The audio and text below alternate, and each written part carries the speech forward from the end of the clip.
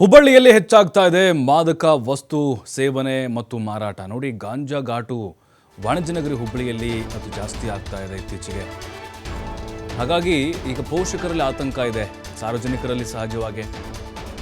ಆದಷ್ಟು ಬೇಗ ಕ್ರಮ ಕೈಗೊಳ್ಳಲಿಕ್ಕೆ ಅವಳಿ ನಗರದ ಜನ ಈಗ ಆಗ್ರಹಿಸ್ತಾ ಇದ್ದಾರೆ. ದಂಧೆಯ ಮೂಲ ಪತ್ತೆ ಹಚ್ಚಿ ಅಂತಿದ್ದಾರೆ ಜನರು. ಹುಬ್ಬಳ್ಳಿ ಧಾರವಾಡದಲ್ಲಿ ಮಾದಕ ವಸ್ತು ಮಾರಾಟದ ದೊಡ್ಡ ಜಾಲ ಇದೆ, ಒಂದು ವ್ಯವಸ್ಥಿತವಾದಂಥ ಒಂದು ಜಾಲ. ಇಲ್ಲಿ ದಶಕಗಳಿಂದಲೇ ಗಾಂಜಾ ವಹಿವಾಟು ಎಗ್ಗಿಲ್ಲದೆ ನಡೀತಾ ಇದೆ. ಅದರಿಂದ ಮೂಲವನ್ನೇ ಪತ್ತೆ ಹಚ್ಚಂತಿದ್ದಾರೆ ಹುಬ್ಬಳ್ಳಿ ಜನ. ಯಾಕಂದರೆ ಮೊನ್ನೆ ಕಮಿಷನರ್ ಶಶಿಕುಮಾರ್ ಅವರ ಒಂದು ನೇತೃತ್ವದಲ್ಲಿ ಸಾಕಷ್ಟು ಕಡೆಗಳಲ್ಲಿ ರೇಡ್ ಮಾಡಲಾಯಿತು. ಆಮೇಲೆ ಯಾರ್ಯಾರೆಲ್ಲ ಆ ಕೇಸ್ನಲ್ಲಿದ್ದಾರೆ ಅವರಿಗೆ ನೋಟಿಸ್ ಕೊಟ್ಟಿದ್ದರು, ಅವರಿಗೆ ಮೆಡಿಕಲ್ ಟೆಸ್ಟ್ ಮಾಡಿದರು. ಅದರಲ್ಲಿ ಸಾಕಷ್ಟು ನೂರಾರು ಯುವಕರು ಅಡಿಕ್ಟ್ ಆಗಿದ್ದಾರೆ ಅನ್ನುವಂಥ ವರದಿ ಕೂಡ ಬಂತು. ಶಶಿಕುಮಾರ್ ಕೂಡ ಬಹಳ ಆ್ಯಕ್ಟಿವ್ ಆಗಿ ಅವಳಿ ನಗರದಲ್ಲಿ ಈ ಗಾಂಜಾ ಘಾಟನ್ನು ಕಡಿಮೆ ಮಾಡಬೇಕು ಅಂತ ಶ್ರಮ ವಹಿಸ್ತಾ ಇದ್ದಾರೆ.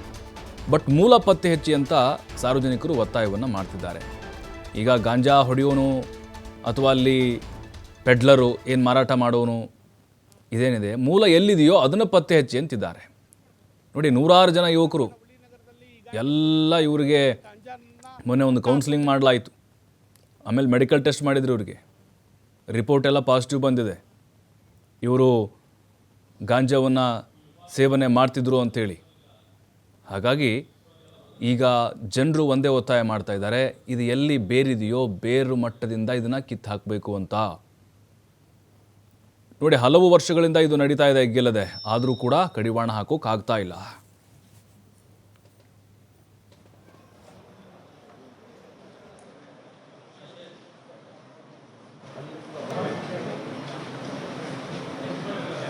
ಹುಬ್ಬಳ್ಳಿ ಧಾರವಾಡ ಅವಳಿ ನಗರದಲ್ಲಿ ಸುಮಾರು 20-25 ವರ್ಷಗಳಿಂದ ಏನು ಗಾಂಜಾ ಅನ್ನುವಂಥ ಶಬ್ದನ್ನ ಕೇಳಿದಾಗ ಇತ್ತಿತ್ತಲಲ್ಲಿ 2020-21 ಮೇಲ್ಪಟ್ಟು ಏನು ಹುಬ್ಬಳ್ಳಿ ಧಾರವಾಡ ಅವಳಿ ನಗರದಲ್ಲಿ ಯುವಕರು 15, 16, 17, 18, 20, 25 ವರ್ಷದ ಮಕ್ಕಳು ಇವತ್ತೇನು ಗಾಂಜಾ ಸೇವನೆಯಲ್ಲಿ ತೊಡಗಿದಾರ, ಅನೇಕ ಬಡ ಮಕ್ಕಳನ್ನ ಸಾಯಿಸ್ತಿದ್ದಾರೆ ಗಾಂಜಾ ನಿಷೇಧದಲ್ಲಿ. ಆದರೆ ಇಲ್ಲಿ ಸಣ್ಣ ಪುಟ್ಟ ಏನು ಇವತ್ತು ಗಾಂಜಾ ಮಾರೋರನ್ನ, ಗಾಂಜಾ ಸೇದವ್ರನ್ನ, ಗಾಂಜಾ ಕುಡಿಯೋರನ್ನ, ಗಾಂಜಾ ತಿನ್ನೋರನ್ನ ಏನು ಪೊಲೀಸ್ ಅಧಿಕಾರಿಗಳು ತಂದು ಒದಿತಾ ಇದ್ದಾರೆ. ಅವ್ರಿಗೆ ಸಂತೋಷದ ವಿಚಾರ.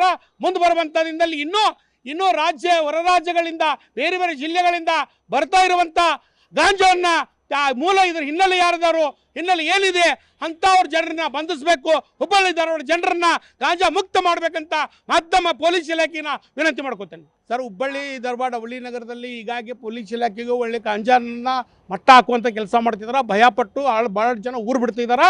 ಹೀಗಾಗಿ ಮೂಲ ಅಂದ್ರೆ ಎಲ್ಲಿದು ಹುಡ್ತೈತಿ, ಯಾವ ಹೊಲದಲ್ಲಿ ಹುಡ್ತೈತಿ, ಯಾವ ಕೆರೆದಂಡೆಯಲ್ಲಿ ಹುಡ್ತೈತಿ ಅಂಥವ್ರನ್ನ ಏನು ತಂದು ಇಲ್ಲಿ ನಮ್ಮ ಇಡೀ ಯುವ ಪೀಳಿಗೆಯನ್ನು ನಾಶ ಮಾಡ್ತಿದ್ದಾರೆ.